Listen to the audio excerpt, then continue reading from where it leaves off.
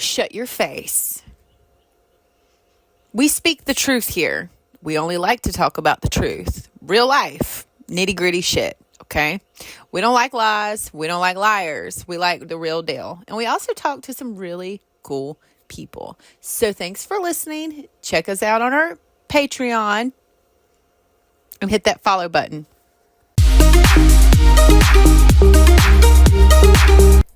Miss Carol, how are you today? I'm doing really good. How are you? Good. Thank you so much for taking the time to do this. Just a little bit about yourself. So I found you on TikTok because my stomach was hurting from laughing so hard. Like your TikToks are hilarious. And I don't remember which one. You were doing one about the show moms, like barrel show moms. And you had the different ones. And I was like, this is like nail on the head. So I have so much fun with it. It's such like a unique industry. It really is. So I just have fun making those videos. That's really kind of how it started and still how it is for me. Yeah. So, okay, that's what I was going to ask you. So when did you start getting on TikTok and just said, I'm going to make these videos? Right from the very beginning, I feel like right when it came out, we were in quarantine for COVID. Everyone's stuck in the house. You weren't allowed to go anywhere. And I just started doing like the silly little dances that were trending at the time, because then I feel like I don't even think you could make videos with your own sound. You had to do the same kind of cookie cutter style videos. And everyone's like, what are you doing? Like, why are you wasting your time doing that? And I'm like, what else are we going to do right now? Right. Like, I need to keep myself sane somehow. And then, before you knew it, my kids were jumping in on it and my friends were doing it. And I just kept going with it for no real reason when it got to the point where you could start to kind of add your own twist on things. Yeah. I came in late in the game with the TikTok deal. Like I didn't, people were doing it a lot more before I come in it. So you're right though. People do these trending sounds and stuff like that. Yep. Now, why the horse industry though? Did you grow up around horses? Have you always been around horses? Yeah, it's kind of really all I've known. I never really planned to make a career out of it. It was always just something that was involved in my life. My mom was a groom for standardbreds for her whole life, so I was always in horse barns. So I grew up with her around the standardbreds, and then as I got older, I showed English for a little while and realized like I was really kind of doing that because that was all that was available to me where we live here in New Jersey. And then I started to dabble into Western and realized like, oh, this is fun. I could do something with this, and just kept going with it, ended up barrel racing, and then turned it into a career. Now being a boarding barn, lessons, training, trail rides, and then rodeoing with my family as well. Okay, that's what I was going to ask you. Horses is your full-time gig. Yes. Yep. And do you pretty much only focus on barrel racing? It's our primary focus. There has always been a Western presence in New Jersey, but not a very accessible one. So we were probably one of 3 or 4 barns in the area that even offered Western riding at all. I believe this. So that was really helpful for us. We were able to get a lot of lesson students in that are kind of like, hey, this looks fun. I want to try it out. Can you teach me? And it just really kind of took off from there. Well, I just seen a thing on TikTok, not TikTok, but on Facebook. Literally yesterday, a girl was talking about how, resources for you guys when it comes to any type of horse discipline, but particularly, performance horses like barrels and stuff like that. You guys don't have near as much stuff. The East Coast really doesn't have near as much as what the Midwest does. But the interest is so here. Like, there are so many people that want to do it. Yeah, I am a little spoiled. This past year, we kind of pulled like a snowbird type thing, and I went down to Florida with my daughter. We got a place down there with a little barn, and it really spoiled me and made me realize even more the lack of availability for these type of things in the Northeast. Yeah. I mean, you could go to a jackpot or a rodeo any night of the week. You could pick between 3 or 4 facilities.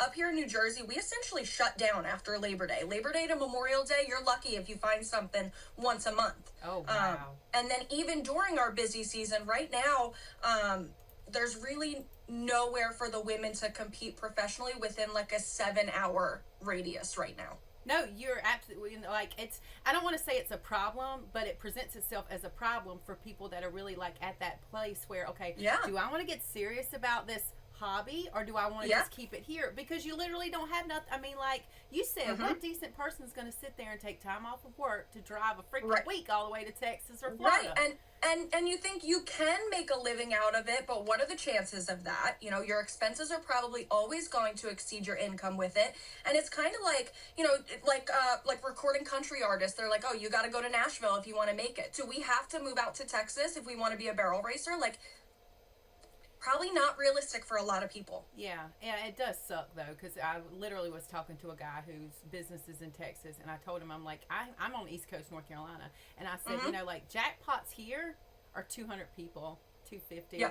You're anywhere from 75 to 250. 250 is huge for us, whereas on a Thursday night out there in Texas, you could do 450, 500 people easy.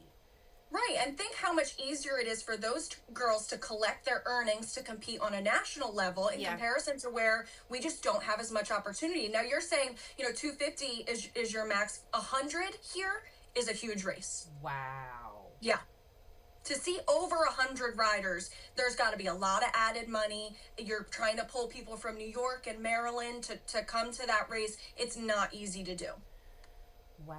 I believe it though. But you are luckily surviving. I've seen some of the TikToks with your barn, which looks gorgeous. It looks really big. So you offer lessons, you offer boarding, and do you do like one-on-one personal training? Do you take in? Yeah.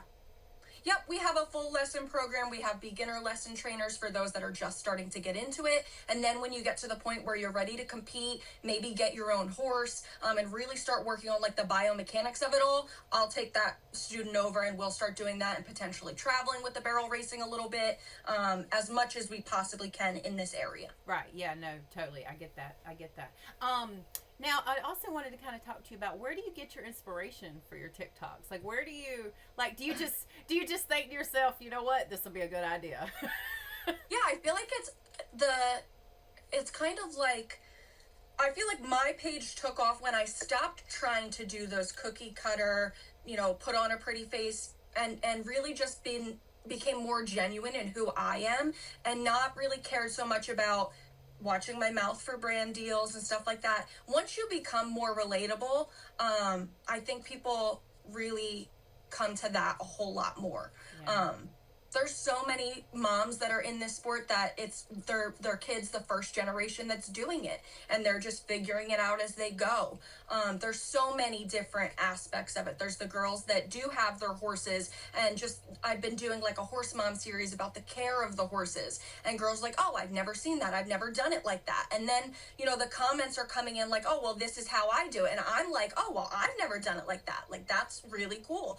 And it just makes such a nice avenue for like transferring information and knowledge. That sounds like a good community, because I've talked about this multiple times. I don't know if you've listened to any of them, but you know, the horse industry can be some of the girls in the horse industry can just be just crappy ass people, and you just you really don't want little girls to think that that's okay when they're coming up in it, you know. So the fact that you're doing that's really kind of cool, because you know, you can go to the moms and say, hey, this will help you help them type situation. Have you ever had to kind of deal with that, or what are your thoughts on that? I'm pretty sure you see that a lot. Yeah, there's definitely, and I don't want to make it seem like the horse industry itself is cruel. I feel like it's anything you get into. If your kid's in soccer or any other sport, there's always going to be someone criticizing and critiquing the way you do things or the way you present yourself. So I don't think it's unique in that. I feel like all sports are like that. But I think it's important to also put out there, like, people are always going to have something to say about you. And that's fine. That's on them. You know, I think the mental game with it is really important. So my content is more like, who cares? Be who you are. Don't worry about them. They're always going to have something to say anyway. Do it for the reasons that you enjoy it. Right. Yeah. And, you know, you are right. It is in any sport that you go in, you know, and any sport that's a competition, you know. What do you think or what would you like for people to say from an experience with you at your barn, and they go to a lesson at your barn? What's your ultimate goal and that you want people to have as an experience when they leave your place? Of course, that they they took something away from it, even if it was just one thing, and that they left feeling better about the situation. This is a sport where it's such a mental game, and it's very easy to have a bad ride and want to beat yourself up about it. But that's just going to carry over into your next ride. So definitely just want them to feel better about themselves when they leave, and looking forward to that next ride. We do this because we enjoy it. So to allow people to take that enjoyment out of it for you, then what's the point? You know what I mean? Yeah. There's some toxic barns out there. They literally toxic barns where it's like you are just fed into that narrative of you get to beat this person, or you better do this, you got to be perfect, you got to do that. But you're right. Like, at the end of the day, we're doing this for fun. Yeah. Like, very small percentage actually does it for a living and has to be concerned about doing it right all the time. But at the end of the day, you know, it's fun. What's probably your biggest piece of advice that you could give young girls that are coming into the industry or that have never ridden before? What's the biggest piece of advice that you could give them going in? If you're just coming into the industry, you do need to find a mentor to guide you the right way, because there's so many different aspects of it that if you don't know it, you're definitely at a disadvantage. You know, I'm not here to say that if you're a first generation cowgirl, it's not possible. It very much is, but you need good guidance of where to go, how to do certain things. You know, my trainer for me has helped me a lot to get to that next level, to be able to pick and choose what facility might be right for me and my horse to compete at, and then to get there and evaluate the setting and be like, okay, now what's my game plan? Because I can't go in and run a set of barrels the same way I do at home, because this pen is different.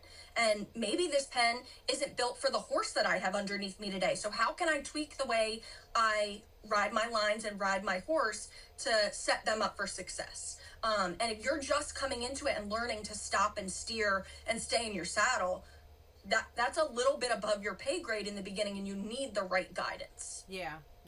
I do think that is important to be able to. A lot of people kind of want to come in up here when you really need to start down here. And learn just the basics, you know, because you're right. Like, if you're a young girl and you get all like starry-eyed about, well, I want this big horse and I want this saddle and I want this and this, but you can't even sit correctly. You know, but that's hard to tell young girl. I remember being young and you want to be a part of the cool crowd, and you want to, you know, you care about what people think at such a young age. We all do. So I get that. But well, that's good to know. Now, as far as you. For you personally, aside from doing the lessons and all that stuff, you compete too. Yes. Oh, cool. Yep. I do barrel racing, and I also started to get into breakaway roping. Unfortunately, very similar to the barrel racing, the breakaway roping has even less of a presence up here in the Northeast. I bet so. Yeah. I mean, to the point where if you want to just go to a little jackpot, you're going 4 or 5 hours away. Jesus So Christ. it makes it hard to, you know, you can practice at home. Like, then I'm making my husband buy a whole herd of calves for me to be able to, and he's like, come on, you know, but for me to go to a jackpot and only get to run 2 or 3 times, traveling that far away, like, it just makes it hard. Yeah. How could you make that make sense? I'd be questioning myself. I'd be like, why am I going to do this, you know? Right. But that's up and coming. Yeah. You know, but even when I was in Florida, I was in like Central Florida, and, you know, even my farrier came out and I'm like, where can I find some calf roping here? It was a lot of team roping. He's like, go a little further south. There's a lot of it. Yeah.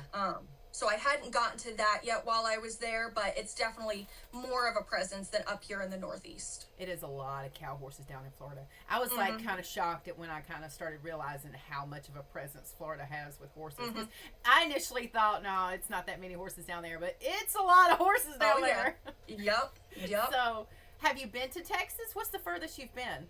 No, I've never been to Texas. I would love to go check out Texas and Oklahoma, but my biggest fear, I'd get out there and I'd be like, we gotta move. She goes, I'm never coming back.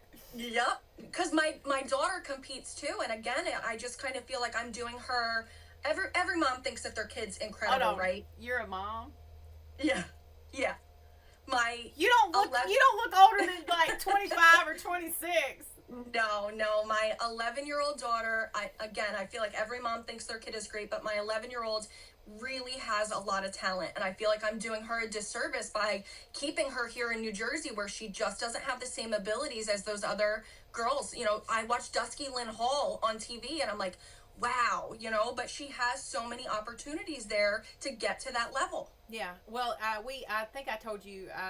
I think you know Kelsey Grove. She's with Chrome Girl, and she's up that way, like Pennsylvania way. And we had her. Yep. She was on here. She was really sweet, but she basically said the same thing. She's like, "We've got a lot of nice horses, but nobody will ever know because, or nobody can ever do anything about it because we're like way over here, but everything's all the way over here." And when I've spoken to people in Texas or just kind of people in that area, they're not going to change. That's not going to expand. Not them specifically, but you know what I'm saying? It's not like the industry is going to go, you know what, let's move. So no, because it's very alive and well there. They have lots of opportunities. All of the finals are out that way because that's just the central area. Yeah, that sucks. Well, hopefully more things can become available in different areas as the industry continues to grow. Like California, you think it wouldn't have anything. It's still growing. And you might as well just do it out there, so that's great, you know.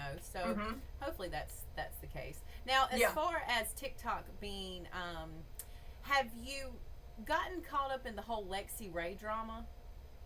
I have. I mean, I see. I haven't been caught up in it. Let me clarify. I have not. Yeah, been caught I up didn't in mean it at caught all. up like that. I meant like, did you see it? I've seen it, and honestly, the best way for me to describe it, it's rage bait, right? Everyone sees it and they're like, they want to give their input, whatever. My input, she is a marketing genius. The girl is a marketing genius. She is. And honestly, she's probably got a thicker spine than I do because she has to tolerate so much negative commentary. And I think it's all like a facade. You know what? Yes, you're absolutely correct. Because I was sitting there thinking to myself, this girl is having a heyday with y'all. Like, she is having a heyday, and y'all think it's hurting her. And, well, I am going to say this. We're all human, and when you're attacked on any level, it will affect you behind closed doors. I don't care how badass you make yourself to be, you know. But you're right. She's got a hell of a backbone. And but it also kind of leads me to the whole thing. It's like, why do we care about what is considered country or not? Why don't we just be open to that? I think it's hard because I feel like for anyone who is in the industry, it's very easy to look at someone and judge a book by its cover and be like, you're not a real cowboy because of the jeans that you're wearing, the boots that you're wearing. You know, you go to a country concert, it's the same thing. Right. Actually, one of my videos, not to be malicious in any way, I'm like, I'm going to post 4 videos of boots with jeans, just people's feet. You tell me which one the real cowboy is, because you can tell when you look at those things. But at the same time, for our industry to survive, we need those people that want to pretend to be a cowboy or eventually want to become a cowboy, that want to learn how to ride, that want to pay for a ticket to come watch a rodeo. Our industry thrives on those people. And I think it's kind of like everyone right now is in their cowboy era, and our industry needs to take advantage of that. So you may not like that person or the way that they present themselves. It may not be the same way that you do, but they're still very important to what we're doing. Yeah, I agree 110%. Yeah, I haven't even kind of looked at it like that, but you're right. I mean, we need we need the guy at the bottom to get to the guy at the top, you know, like that's where that start. Everybody, none of us were born on a horse. Right. You had to learn at some point in time. Yep. Everyone's been there. Yeah. So, now let me ask you this. What goals or where do you see your business in the future? Are you eventually just going to stay where you're at, or do you hope to maybe move somewhere else, or what do you look to see to do? It's always one of those things that is kind of up in the air. I've only ever lived here in New Jersey and would hate to leave it knowing that there's still so much to be done here. But again, at the same time, at some point, I want to present my daughter with the same opportunities that other little girls have in Texas and Florida. And, you know, the other thing is kind of like when the girls compete here in New Jersey, you can have a 1D horse here in New Jersey. And then we like to go down to Asheville, North Carolina for the Super Show every year. Stop it. And sometimes our horses that are 1D horses here in New Jersey get to that Super Show, and that same horse is a 3D horse because the competition is just different. Yeah. Yeah. So So I don't really have the answer to that. Who knows where the wind will blow us? But I just want to be able to continue to do what we love with our horses and see where it takes us. Just the winter in itself would have me wanting to shoot my brains out. I don't Yeah, know how you do it. Well, yeah, and like we try to keep our horses going through the winter, but a lot of times you're restarting them come March or April, and then your season starts in April, May, and you just don't quite feel ready. This year we were at a big advantage because we did go down to Florida and kept our horses in shape and kept them running. So when our season started here, we were right back to it. Yeah, I mean, how are you supposed to keep one legged up if you've got 3 months out and you can't Exactly. can't do anything? Yeah, I mean, we do. I'm super lucky. We do have a little indoor arena here, not big enough to run a pattern in. But most of the girls here, if you're riding outside, the ground's frozen. So what are you really working on? Yeah, that would suck. Yeah. Well, hopefully whatever is meant to be will be. Exactly. That's I totally get you on that. Now, does she ever? I did see one TikTok. You have an older mare, right? Yes. And you were like freaking out a little bit because you were like, where's she at? Where's she at? Yeah. How old is she? She didn't come with paper. She's probably 23, 24 now. She was kind of the horse that really brought me out of my shell and just did a lot for me emotionally, where I was really reserved, but I could get on that horse and just be fearless, because I just and she wasn't super sane. She was always a little kooky, but blind in one eye, but for whatever reason, when I sat on her, I just trusted her. Yeah. So I ended up, even my first rodeo I entered on her, we won the breakaway, the first rodeo I ever entered at a big rodeo in Gary, New York. So she's just done so much for me. And then, when I was able to move on to a bigger horse, my stepdaughter rode her, earned a state champion title on her. So she's just, again, I could never speak highly enough about her. So now she's completely retired. In my opinion, she's done her job. She just kind of eats and sleeps and enjoys life and gets loved on. So yeah, that video, she had taken a little bit longer to come up into the barn than I would have liked, and I really started to panic. No, I totally related to that video because we had two that we kept up to 30 and 32 years old, and when they get a certain age, you're kind of like, you get like that, you're like, okay, am I going to find them in a pasture, or where are like you start panicking. But no, I've said this, a good mare will take care of you.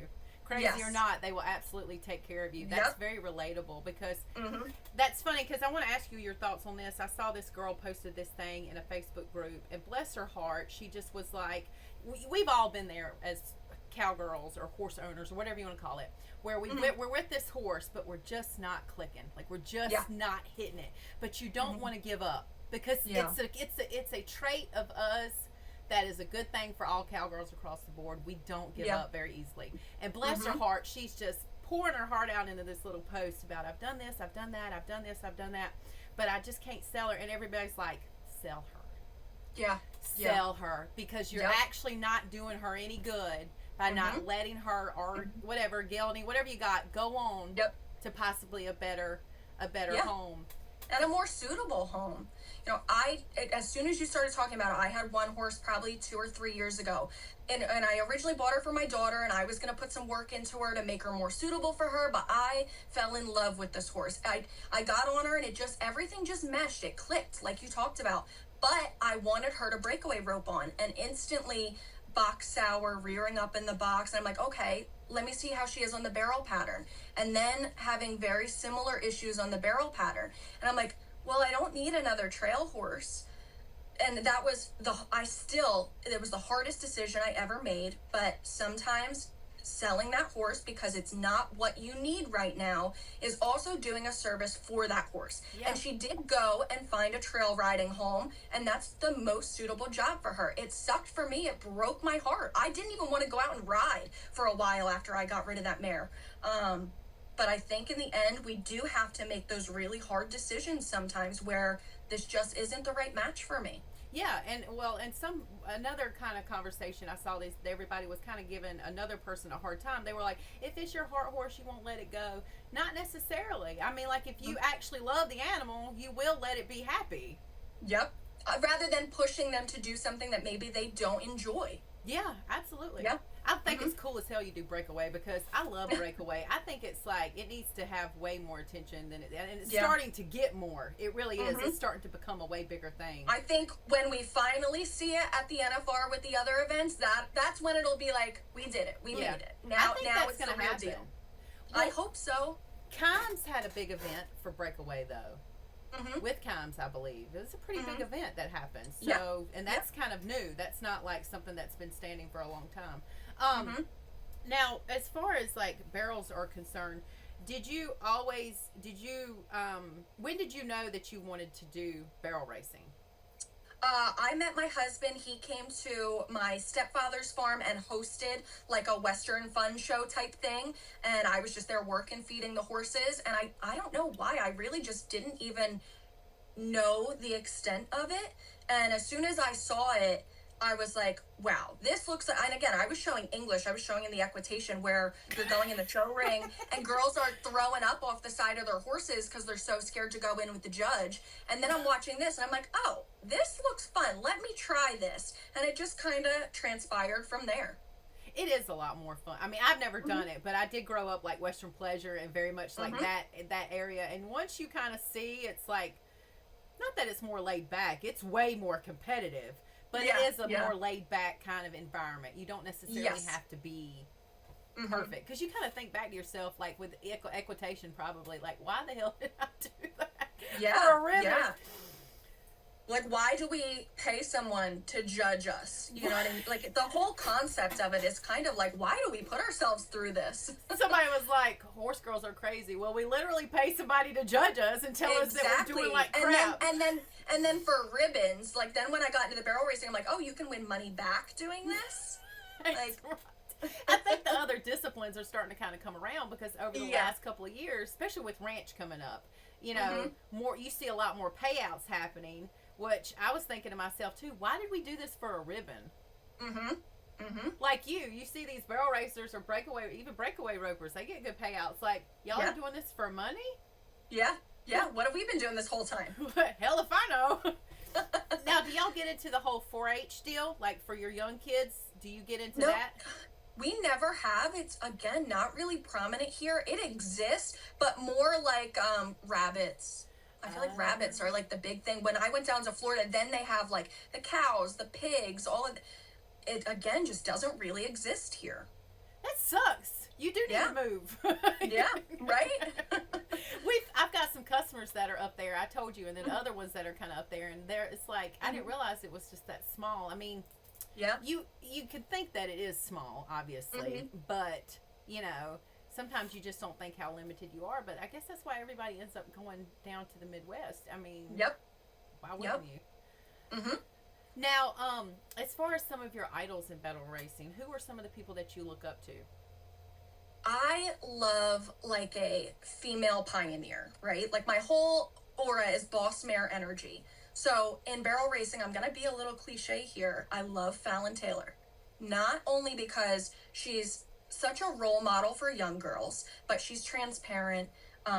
She's very relatable. She shares everything with everyone to make herself really relatable. But I think people don't give her enough credit for also being such an intelligent businesswoman as well. And you know, when I was having some issues, our only local rodeo here in the area ended up pulling the women's professional events. So leaving no one in WPRA to compete here without going to upstate New York to the Painted Pony Rodeo. And she reached out to me and she's like, hey, this is what you need to do. Like all for it, super proud of, you know, the attention that you're giving to it. Try this. So I've always just been a huge fan, again, not only because of the persona that she exudes, she's really, like I said, just been a pioneer for the girls that are getting into the industry, not only because of the way she physically presents herself, she came out with the tie-dye and the fringe and the helmets, you know, she was making it normal for girls to be like, listen, you don't have to wear a cowboy hat, this is safer, you can do this and still look cool. So all of that together just makes her so admirable to me. Yeah. And then in the same breath, you know, you talk about breakaway, it has to be Jackie Crawford. The first time I ever saw her, I don't even know what event it was at, but she cut the horn off her saddle to be able to break away. while she was pregnant. I'm like, who is that woman? That is insane, but I love it. That's badass. How do you not look up to someone like that? Yeah. And then it's so funny, when you sent me that question earlier to just kind of think about it, I was like, who is that one girl? I couldn't think of her name. And I was also looking through your page, and I'm like, wait a minute, she had her on the show, the girl I'm thinking of. Who? Hunter. Yeah, I love her. I don't know her from Adam, just followed her on everything. Still a very small creator, but in the cutting world, what a badass, right? I'm like, you're awesome. Again, the way you present yourself, you're different, but very unique and true to who you are, unapologetically you. Love that. That type of persona, to me, I'm just like, you're awesome. I have to follow you. Love everything you stand for. She is so cool. She is so cool. Right? I'm like you. I think that, and you know what? You probably agree with me when I say this. To be a boss, a lot of people think that it's like they'll get misconstrued with a mean girl energy. To me, I think if you're a boss like you, and even like the girls you've mentioned, like Hunter and Fallon and all of them, they actually aren't like that at all. They're very much like, hey, you need to be nice. You need the way that you lead by an example, and to be kinder to others, and stay in your own lane and do your own thing. Like, to me, that's really what boss is, because you don't ever see any of those people acting out. You don't see them making fun of other riders. Like, I saw that post where this person took a video and then uploaded it and making fun of somebody at a barrel race. Like, why would you do that? And now I feel like there's very much stay in your own lane, but there's a good time and place. I think some of my most memorable TikToks, to me at least, and really kind of where my page took off, is in those exact moments like you were talking about. There was one girl who someone had screen recorded or stitched her video making fun of the way she rode. And I'm also very mama bear, where if you're gonna come at someone like that, I'm gonna come at you harder, and I'm gonna put you in your place and be like, this is not okay. A lot of people who, when I was posting videos of my daughter and calling this her professional career, and someone said, like, how can it be? She's 10 years old. How is it a professional career? If you don't understand the industry, you wouldn't understand it. And how are you going to come on here and criticize a 10-year-old little girl with dreams bigger than the sun when she has the capabilities of making those things come true? And it just so happened that same person I kind of clapped back at, I had probably 15 messages come through like, that woman was so rude to my daughter, that woman critiqued my daughter, stitched her video, thank you for saying something. I'm like, it's not okay. So again, I'm never going to go out of my way to criticize someone. If you do something your way and that works for you, awesome. Yeah. I'm never going to criticize you, but if you're going to say something about other people, know damn well that I'm going to say something back. Yeah, no. Well, they came in your lane. That's how I look at that. Exactly. Like, that's how I look at that, because you're right. Like, sometimes you just have to kind of say something about certain things, because it can just be, I think social media makes it worse, because it makes it so much easier Absolutely. for people to just say something and then go to bed, whereas you're not going to hop in your car and drive to somebody's house and say it to their face. And say that, exactly. And a lot of times, again, you're watching maybe a 15-second video, 30-second video. You don't understand the whole background of what you're watching, where that horse came from, how long they've had them, what obstacles they've already overcome. So it's so easy to judge someone based off of those things, but so not fair at the same time. I haven't really known of Fallon well. Like, I knew of Ranch Dressing, and I kind of knew she existed, but didn't really follow.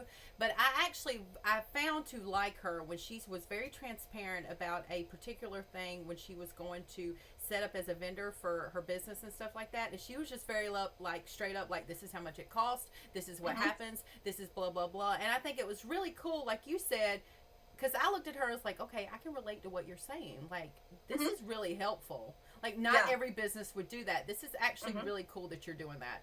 So she kind of won me over when she done that. Not that they care, but I that's cool to hear that. We also had Trisha Aldridge. She's with Adios or whatever. She's hilarious. Her whole social media is hilarious, because she gets attacked. She told me that she gets attacked kind of constantly with her stuff. Yes. And I'm like, I don't know. To be honest with you, you have to have horse people that are willing to step up and say something, because you also have a lot that are hush hush. Yeah. And I would rather have somebody passionate enough to sit up and say, you know what, this isn't right. You don't need to do that. Versus being around or sitting in a crowd of horse people that aren't going to say anything. Yeah, and you know, with Trisha, a lot of people have something to say about the way that Adios acts with her. First of all, he's a stallion, okay? We can control them to a certain extent, but he's still a stallion. Yeah. And really, her entire answer is, okay, but look at the results. Yeah. Okay? If we're going to allow him to be spirited and be who he is, but he performs, I'm going to ignore a lot of those things because I'm okay with it, and you don't have to deal with it. You know, so they're not riding the other way. They're not riding him. They're not. It's Exactly. not. It's not their horse. Like, Exactly. You know, I'm not a champion trainer either, but we had a mare. She was mine. She did perfect in certain areas, but there were certain areas that we ignored because it's a matter of, okay, pick your battles. Mm-hmm. You got to pick your battles with a horse. The perfect unicorn doesn't exist. Yep. And just know the type of rider that you are. Like, I had gone to a race and Trisha was there, so I got to see Adios, who really was pretty well behaved every time I had eyes on him in the holding pen. Bailey Choate's a perfect example. Her horse Boozer, I mean, is rocking up and down in the holding pen and acting a fool, and goes out and lays down a really nice run. You know, there's not very often she goes to a race and is not in the top of the 1D. For me, I couldn't ride that type of horse. Right. Full transparency. Just a little too crazy for me. I want something that's going to warm up quietly and then turn on just a little bit when we go to run in. So I know that horse isn't suitable for me, but good for you that you're able to handle those things. I'm not going to say anything negative. Why would I? Right. Again, your results speak for themselves. Right. Yeah. We need a lot more of your mentality. Because I like that. I like the way that, like, okay, if that works for you, cool. Great. Yeah. I'm going to do me. Exactly. Yeah. This is, it's definitely an industry where it's not universal. You're going to find along the way that you have to tweak things for certain horses, and different, you know, I had put up a video one time, like, what's your pregame method? What do you do before you run? And that's not only as far as like supplement, but mentally, what do you do? Another reason I really related to Fallon Taylor is all of the talk she gives about like your mental game going into it. What are you thinking about? How do you clear your head? You know, at one point, I still tell my daughter this when she's going in. She has a really nice mare now, but it's a lot of horse. And she's going in and she says, I'm nervous. I'm like, no, you're not. You're excited. Say it to yourself because it retrains your brain. And that was something where I started doing that. I'm like, it does retrain your brain. And then not only after your run, maybe it wasn't the run that you were expecting, but there's a certain way to think about it so that, you know, you stay on a positive note. You're not beating yourself up. And, you know, every video, even Fallon's videos, I don't know if she has the camera on her helmet or the glasses, but she'll let you ride along with her. And then she's patting her horse at the end. And she's like, you did your job. You don't know if you won or lost. Thanks for the ride. We got some stuff to work on, but I'm still happy with it. Right. Yeah. Now, you just made me think about something. What was your biggest challenge, mental challenge throughout your career thus far? What's one of the biggest things that you had to overcome in your head when it comes to showing? So when I met my husband and I started barrel racing, I like to think I was pretty fearless. I was on a couple of horses that were not very sane. It was the type of horse you get on, you make a run, you get off. And I was okay on those type of horses. And then I had kids. And everything changes because then I was sitting on the sideline for almost 2 years by the time I got through the pregnancy and got over the pregnancy, and then I had the next one. So to sit on the sideline for 2 years and then try to get back on, I felt like my balance had completely changed. Now I'm scared to get hurt because I have children to care for. And those same style of horses that I was so fearless on before, I'm now freezing up on. And there's still, I have to be honest, there's still some days where I get on and I'm like, I tell my husband, you got to warm this horse up for me today. Like, she just doesn't feel herself and I'm not comfortable doing it.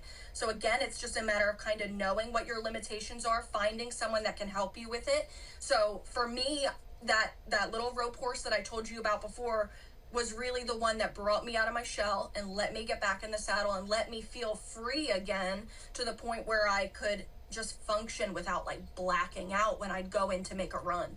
It is a big head thing because I don't think people realize how much confidence you have to get on a horse, period. First of Exactly. all. But to do, like, you know, what you said, it's different when you're 20 and 18 and you just don't care. You have no responsibility. No. You're like, okay, I'll act like a cowboy. But then you start to grow up, and health insurance, not even kids, health insurance, a job, pay your bills, all that good stuff. Like, to act, I've seen a lot of people act like, okay, well, you're not badass if you don't know. You have to think realistically here. Yeah. And think about those things, and it's hard to just set them aside and ignore them. But you're right, like, that's a hard mental game, though, to tell yourself that that's not necessarily a confidence issue as much as it is just a, like, realistic. Yeah, I got to think about other things right now. Yeah.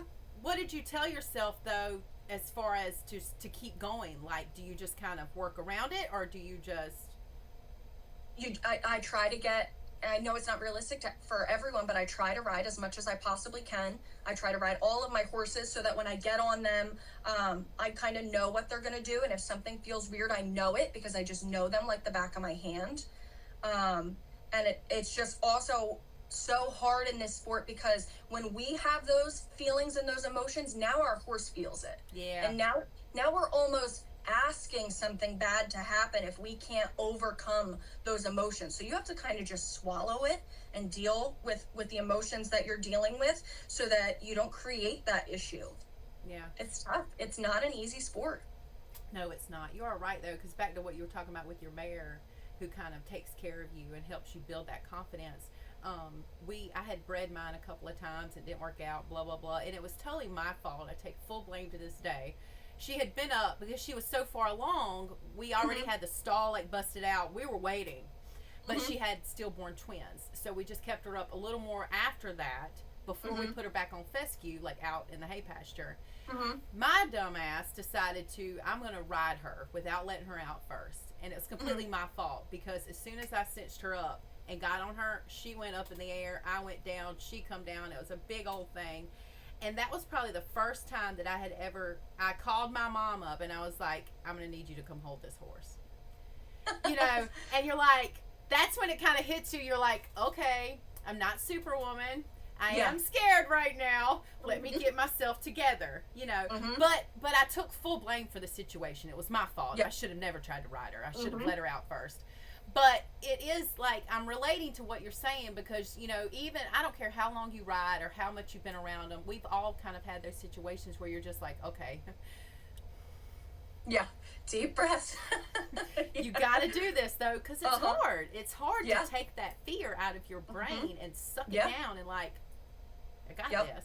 And I did, though. I had to get back on her right then and just kind of walk it off a little bit, you know, and then put her back up. But I remember that distinctly because my mama was like, you want me to what? You know, but I think it's good for us as cowgirls or just girls in the industry, period, to hear that from another person because it makes you feel more human. You know, of course. You've got other people out there who make it out like, you know, if you can't ride a buck, you don't need to be riding or whatever, you know, just make it out to be a certain thing. And I'm sitting here thinking, if you've never fallen off, you've never ridden. Right. You know, so. It's also, you know, like back to like I teach lessons to kids. So after they take their first fall, you know, first I have to prep the parents. Like, listen, it's not if, it's when. And when it happens, do not come running into the arena screaming because half the time the kid's not even hurt. They're just scared and you're going to make it 10 times more magnified. So stay where you're at. Let me handle it. We have to make it like it was not a big deal. We're getting if we're not going to the hospital, we're getting back on. And deep breaths, and you got this. We can fix this. Yeah. I think it's good to be able to hear that from even adults or just everybody to hear that. That's one of the cool things about Fallon because she does post literally all of it, the good, the bad, the ugly, all of it. She shows all of it, and it's like okay. She's not that intimidating. She is like right here with us. Okay, that's cool. Well, not with me. I'm not going to barrel race. And now that you say that, though, I had posted a video one time when Trisha was running her horse somewhere, and I said, this is probably the only sport where you're going to ride right along next to your idols.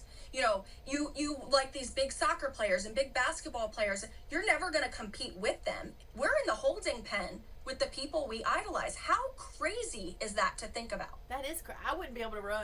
I would be so nervous. I'd be like, Don't look But at at me. the same time, it's also one of those sports where you're never always at the top. Anyone can have a bad day, a bad run. Your horse can slip. Anything could happen, and you could, just like that, 1D to 4D. Like, in the blink of an eye, the smallest little thing. I love when people post those, like, I don't know, those ghost or phantom videos, they call them, where they overlay, like, a 1D rider and a 3D rider, and the horse is, like, right behind it. Have you ever seen those? No, I'm going to have to look this up. It's so cool and really just reminds you, like, it's okay if you're still a second off those horses. When you watch them, like, come through the turn, and you'll see the 1D horse just a split second in front of that 3D horse. And sometimes that 3D horse on the long stretch in between the barrels will get past them a little bit. And then in the turn, that 1D rider gets to the front again. You're going to have to look it up because it's so humbling. Yeah. To be like, you're still doing a good job. Yeah, because you're right. Those time slots are like milliseconds. And Yeah. like, not like, you look at it, you're like, oh, 1, 2, 3, wow, I'm really that bad. But no, if you look at the times, it's like, you know. Yeah. I just almost forgot about something that I was going to ask you about. Maybe it'll come back to my head in a second. My brain's like everywhere. You are right, though. That is really nerve-wracking to be able, I wouldn't be able to run if I was sitting there beside, like, a person that I idolized or looked up to in my sport. Mm-hmm. But it's nice to also be in the pen with them and see, like, they're a little nervous too. You know, they're trying to keep control of their horse too. Their horse is anxious. You know, they're dealing with the same exact things that we deal with, and still just competing on such a level that they are. So it's just so unique. And I think it's great that we have TikTok too. I found most people that have been on this podcast through TikTok, 1, 2, have been so nice. Like, literally, you know me from nobody, and you're just like, yeah, I'll do it.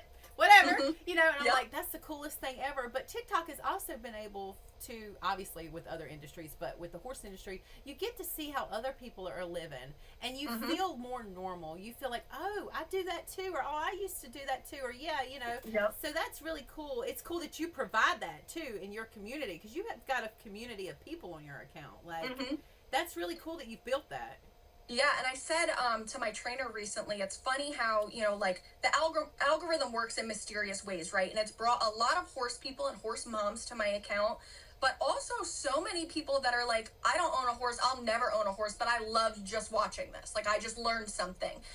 The way I run my horses in for feeding, and they all just know where their own stalls are. People are like, oh my gosh, that is so cool. And horses are so smart, and I had no idea. And I'm like, yeah, like, so it's really cool that it also brings in, kind of like we were talking about earlier, to come full circle, people into the industry that maybe didn't consider it before, but they're like, wow, I want to know more about that. Yeah. Yeah, you are right, because we it's great to have that aspect for the industry for new people, because you do have the other side, just like with all other industries. Yes. When an animal is involved, it just makes it a completely different ball game. Because we're still just not like soccer, we're not like dance, we're not like any of that stuff. We have another animal, and then you have people that want to take up for the animal, which is great. You should have that, absolutely. We should have that, but we should have the ones that are educated and not the ones that are not educated. You know. I think the more that we can put out positivity, you know, our industry is one where we love our animals. Yeah. You know, we care for them because not only do we enjoy them, but they're a lot of times our livelihood as well. Or what we do for a living, we fund, you know, those horses with. So I think the more positive experience you can put out to people that have never seen it before, the better for the industry, for sure. Did you see that TikTok of the girl in Brazil with the barrel races? With the rules that they have for their barrel racing? Yes. You saw the one I was talking about? I chatted about it just a little bit, this one that just went out. And then I kind of spoke to her vaguely, not a lot. But I think it's cool as hell to see that, like, we don't do that here.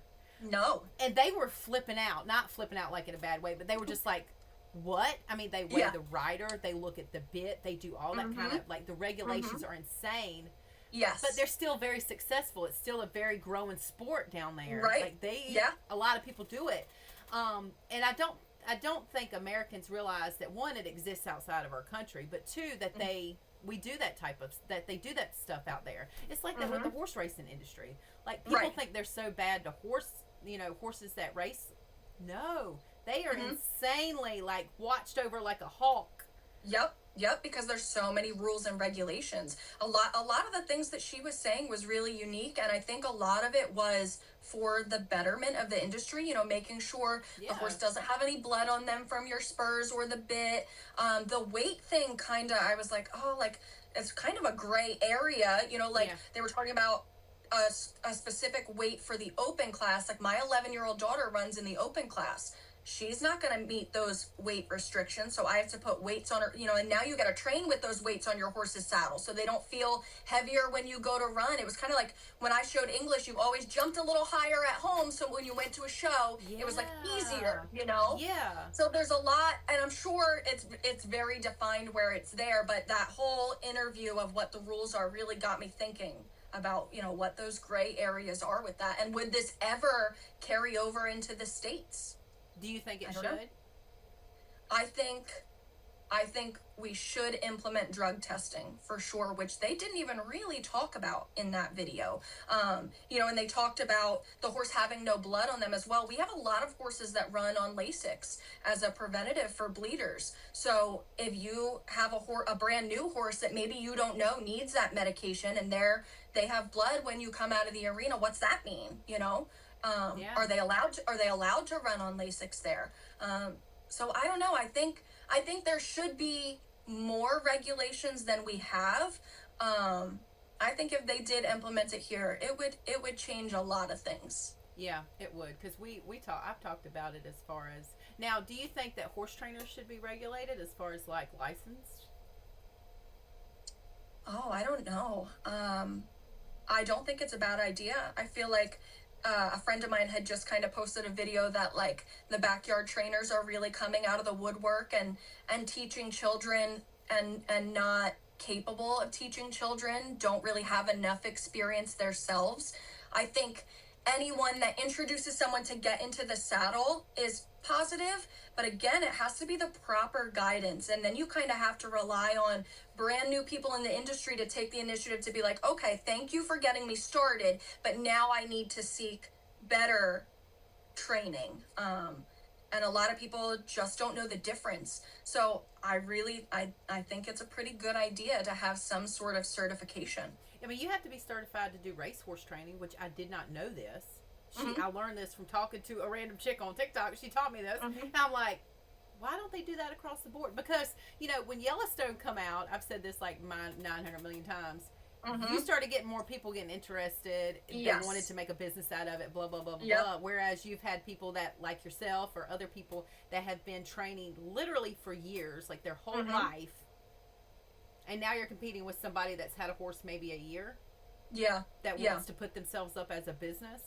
Mm-hmm. I mean, if you want to regulate hairdressers, but you Right. don't want to regulate horse trainers, Mm-hmm. Mm-hmm. it's like, okay, but trust you to put a 10-year-old kid on a 1,000-pound animal? Yeah. I think there's so many factors that go into it, and it would be a very difficult thing to regulate. Yeah. Especially because, let's call it what it is. It's an expensive sport as well. So a lot of times these newer trainers are coming into the industry and doing it a lot cheaper than the more expensive ones, and that's just what new people can afford. So that makes it hard as well. It's a very real thing. So a lot of times people will go with those newer trainers that maybe don't have the best judgment or most experience because that's just what they can afford right now. Yeah. Now, how many horses do you have total? I have 4 of my own. My retired horse, my barrel horse, my rope horse, one that I call mine, but if my daughter were in here, she'd fist fight me over it. It's really hers. But we have a 100 stall horse barn. So we each have our own personals. We have between 10 and 15 lesson horses that we use for lessons and trails, and then the rest all belong to boarders. Yeah, I bet you got some good trail rides out there, though. Yep. I bet you do have good country. I always post videos, and I'm like, guess where you think we're at? Like, if you don't know, guess where? Because you'd almost forget you're in New Jersey when you get out on the trails here. There really is some beautiful terrain. Are you big on that as far as, like, performance horses need to be horses? Like, you need to take them out of the ring? Yeah, that's great. Oh, yes. My main barrel horse, we do most of our riding out on the trails. One, either quiet walking rides just to clear her head, and I love that just as much. And then I also like to condition her out there because, We can get to big open areas where I can breeze her a little bit and let her stretch out and be a horse, like you said. But it's also like up and down hills and terrain is the best conditioning you can do for your horse, and mental. The more we drill them around a clover leaf pattern, the less they're going to enjoy it. I don't care what you say. We do still save time for some dry work in the arena and some schooling, but lots of trail riding. We had a girl open my brain to this concept last year. She was on here, a really cool girl. She runs out in like Oklahoma or whatever, and she was like, some of your rodeo horses are more conditioned than your just barrel jackpot horses, because sometimes they take these horses and they forget that, like what you said, if you just throw them in this pattern 3 or 4 times a week and that's the only thing that you do, you're not doing the best that you can. And she was saying that these rodeo horses, they hit bad ground, they're in bad weather, they have to go through all this crazy stuff where you think, oh, don't put my horse through that. No, you need to put your horse through that because it'll help them.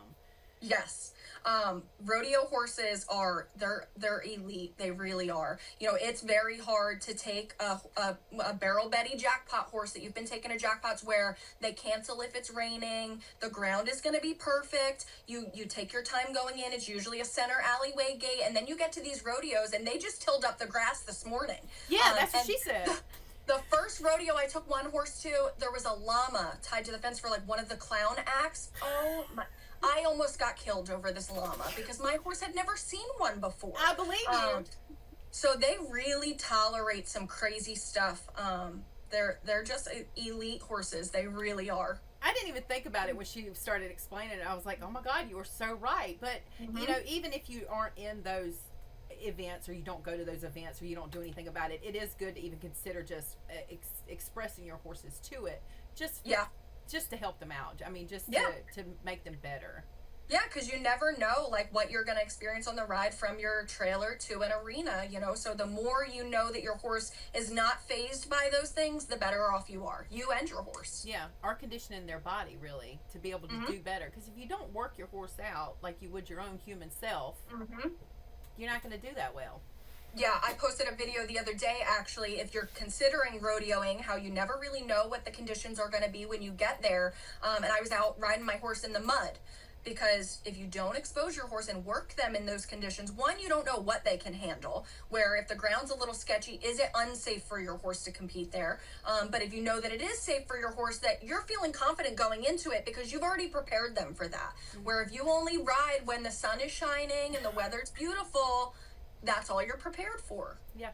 Now, I got one last question I want to ask you. Sure. What is what are you most proud of so far for your horse career? My daughter. It has to be my daughter. I definitely I grew up in horses, but I've learned a whole lot more along the way. So our goal is always kind of for our children to start off where we're at and then go even further with that. So the more education that I can provide for her, and then the more experiences and opportunities I can provide for her, the happier I am. Just knowing that there's kind of a legacy to follow behind. Oh, she's going to take on what you've done. And she's only 10, though. She just turned 11. And she, again, moms always think their kids are incredible, but I just think she really has the potential to do great things, and I hope that she does. Well, that's a product of your knowledge. So, well, I mean, she's got a good mom, so I think you guys will be great. Thank you. I appreciate that. I'm really glad that you took the time to do this. I love your aesthetic and everything that's going on, and your dog has been so sweet the entire time. Oh, she won't leave my side. I knew if I didn't have her in here, she'd be scratching at the door the whole time. I ran across one video that she was in it, and you were, I think you were just in an arena. It looked like just an arena, and somebody asked what kind of dog it was or whatever. It's a pointer.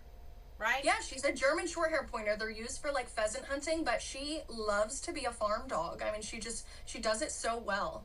She looked really like, just, I vaguely remember you were in the arena and she was just kind of just chilling with you, and you were on a horse and y'all were doing your thing.